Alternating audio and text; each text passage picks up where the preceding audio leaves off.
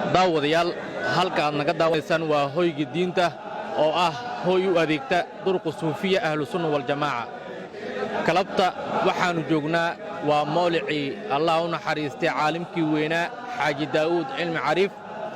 kalabta halkan waxa isku yimid dariiqada qaadiriyada kuwooda ugu waaweynaa kuwaas oo ku gal yimid 17 degmo ee gobolka Banaadir iyo qaar kamid Allah u naxariistay wali waxa ka socda mawlaca tacsidii caalimkii weynaa Xaaji Daawud Cilmi Cariif oo ahaa caalim si weyn looga yaqaan guud ahaan dalka Soomaaliya ahaana masaakiin qoodiya ummadda muslimiinta ah cid kasta oo liidata karab siin jiray waxaana kalabta banaabax lagu qabtay mawlaca soo buuxdhaafiyay culimada dariiqada qaadiriyada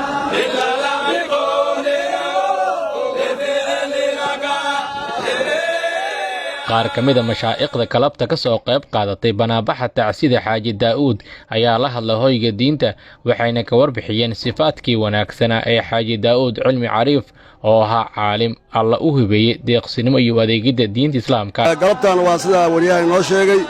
qaadiri meel walba ka timid Xaaji Daawud wuxuu ahaa imaamu ahlu sunna wal jamaa oo ahaa Xaaji Daawud wuxuu ahaa awal masaakiin wal fuqaraa buu ahaa xaajiga xafladiisa meesha maanta aan joogno madrasa weyn baa ka furneeyay 5 dugsi ka furun oo quraanka lagu barana cilmiga lagu baranaya masaakiinta muslimiinta ururin jiray mujaahid weyn buu ahaa oo Ilaahay ka raali yahay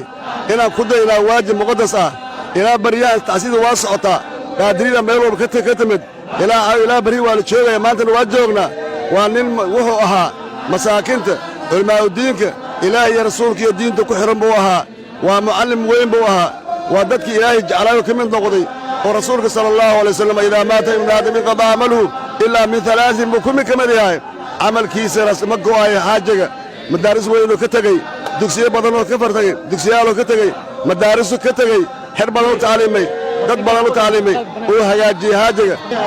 إنا لله وإنا إليه راجعون أحبابي في الله أن halkan waxaan isugu nimid tacsiyeeda sheekheena xaajigeena Xaaji Daawud Cilmi sheekh Allah u naxariisto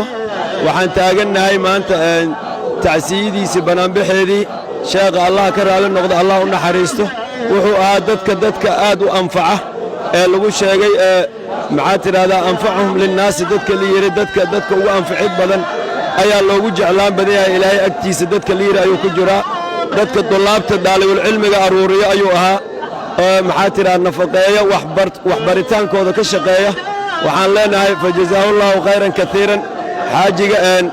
bixitaankiisa inkastoo aad Ilaahay cumri fiican uu siiyay haddana weliba nimaan maxaa tiraahdaa quurnimo uusan ahayn laakiin waxaan rajaynaynaa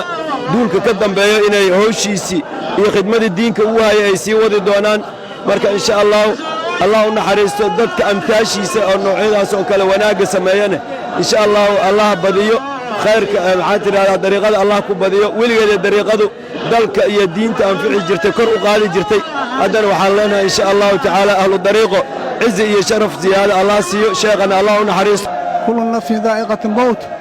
maanta waxaa halkan iskugu nimiday tacsiidii xaajigaayna Xaaji Daawud Cilmi Cariif abul fuqaraa abul aytaam masaakiintana aabahood oo ahaa diinta oo maartay ku dadaalay quraanka talmiida bartida sooraay yaa geeriyooday maanta waa saddexdiisa Ilaahay qabrigiisa waasa Ilaahay ugu dhigo wixii uu dhiibtay maanta ay ka horeeyaan marka maanta banaanbihi aan ka soo qayb galnay maanta tacsiid waa joognay Ilaahay xaajigaan waxaan ka rajaynaynaa Xaaji Daawud wuxuu ahaa deeqsi u siman culimada ahlu sunna wal jamaa meel kasta oo ay joogaan wuxuuna ahaa caalim naftiisa qoodka u diidi jiray wuxuuna sii jiray wuxuu naftiisa u diido dadka masaakiinta ah oo u arkay inay u baahan yihiin wuxuuna ahaa caalim alla iskugu daray deeqsinimo iyo cilmi wuxuuna handidiisa iyo waqtigiisa geliyay u gargaaridda diinta Islaamka Saadaam Cabdulle Siyaad hoyga diinta magaalada Muqdisho.